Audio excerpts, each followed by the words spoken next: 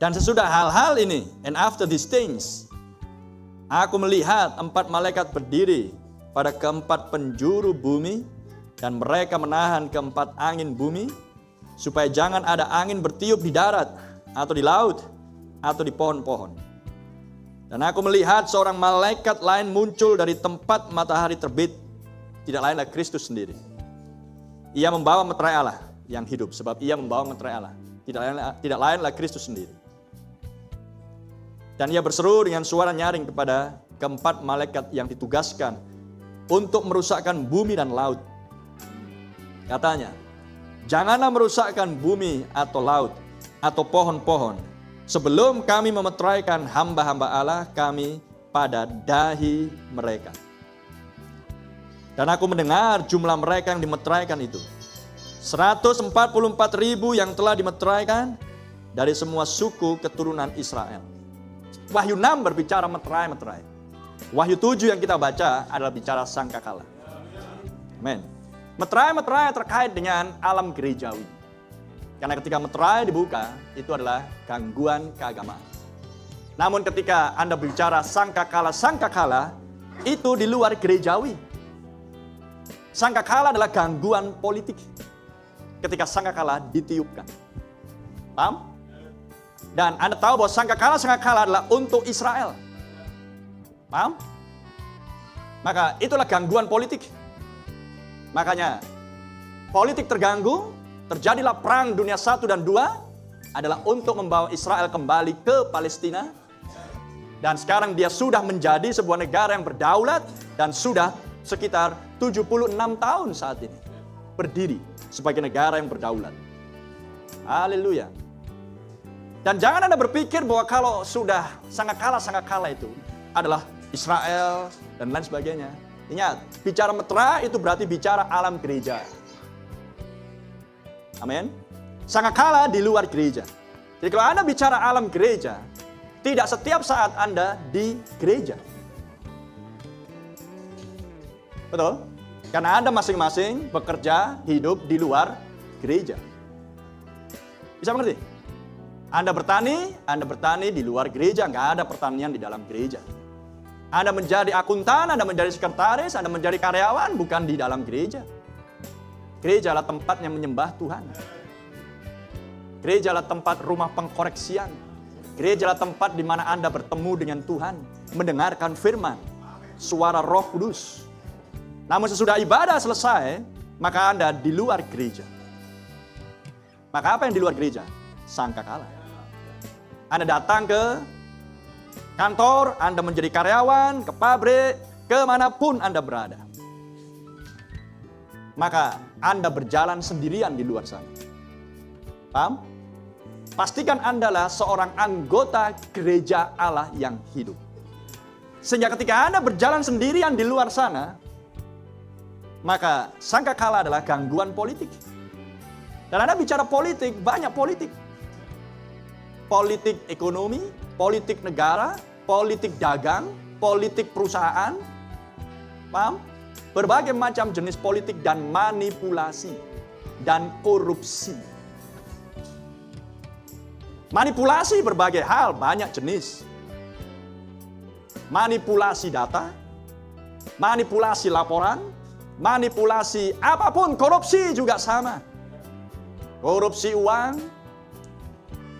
manipulasi tanggal, ya, dan seterusnya. Itu bicara sangkakala. Ya, Anda bicara meterai di situlah alam gerejawi. Anda nggak menyembah Tuhan di situ. Haleluya. Anda bukan sedang beribadah di kantor Anda.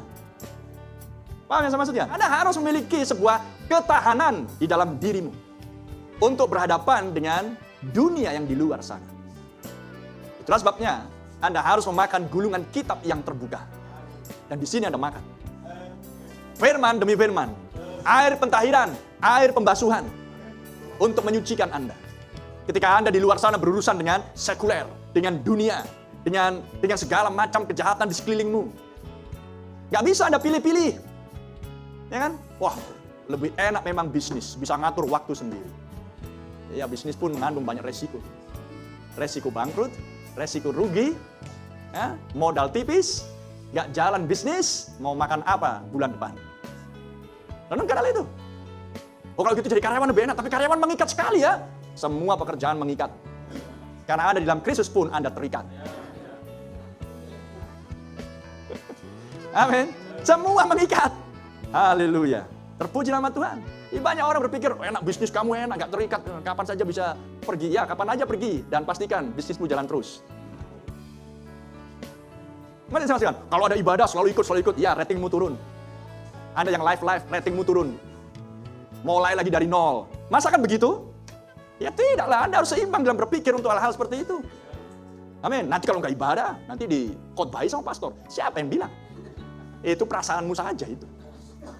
Masa iya saya akan mengatakan semua maupun yang kerja yang karyawan harus ikut siber? Ya, 3 hari siber, maka hari keempat Anda tidak boleh lagi datang bekerja.